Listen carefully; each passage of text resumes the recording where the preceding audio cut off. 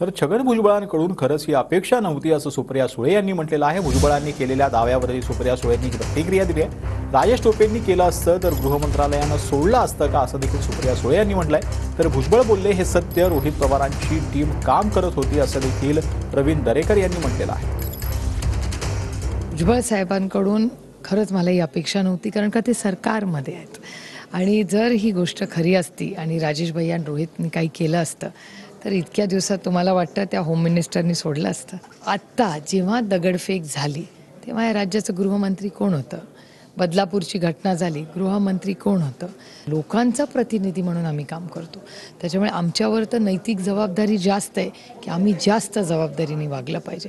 विधिमंडळामध्ये राजेश टोपे, रोहित पवार यांच्यावर जाहीर आरोप केलाय आणि जर सरकारने चौकशी केली तर या मागे कोण खतपाणी घालतंय, आगीत तेल ओततंय हे समोर येईल।